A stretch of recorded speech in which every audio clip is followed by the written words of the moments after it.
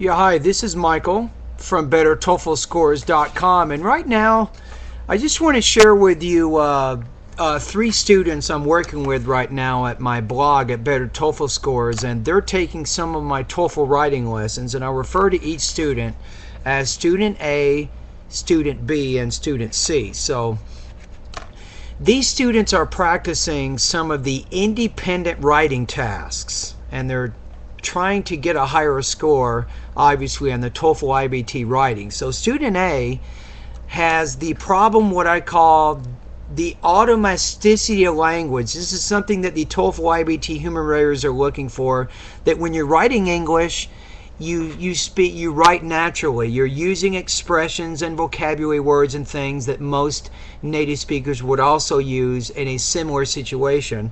Now, his writing is not automatic and not natural. And part of the problem that he's facing right now, he's translating from his own language into English, and then he's trying to write those ideas down. So his organization is actually pretty good.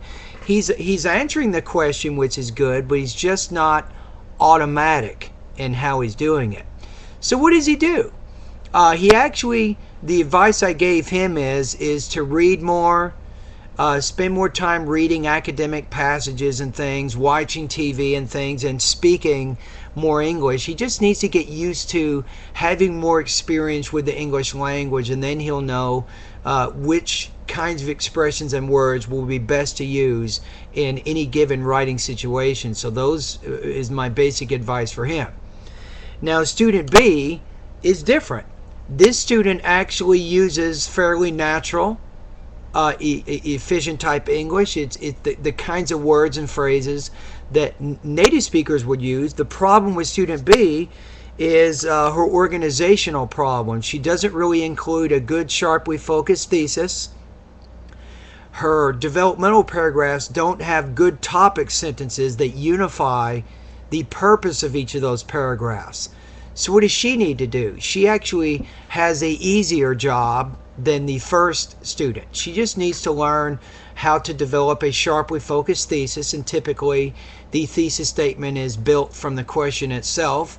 For example, if somebody's asking you on the TOEFL iBT, what are the qualities of a good roommate, you can simply restate that as the qualities of a good roommate are, and maybe state three qualities, and that's kind of the thesis that begins your essay. At least that's the thesis in the introduction part of your essay. And then obviously she needs to include different support points in those different paragraphs that name a different quality. So she actually has to work on those organizational problems. Now, my third student I'm working with right now, this student has organizational and grammatical problems. So her grammar is a little bit too basic. She's not combining ideas. She's writing in shorter, simple type sentences, and that results in what we call composition as writers. We call them choppy type sentences.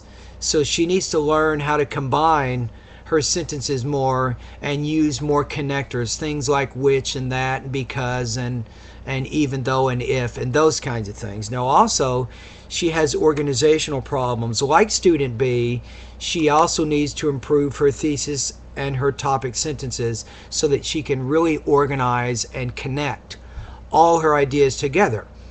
So what does this mean for you?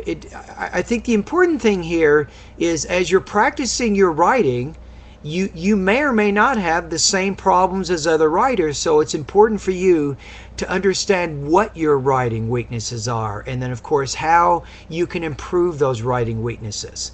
And I guarantee you, if you have good organization, if you have pretty good grammar, you're using a combination of basic and complex grammar structures, and you're using vocabulary and phrases and things that are natural, that sound natural to a native speaker, guess what? You're going to score high on the TOEFL iBT, and that is a fact.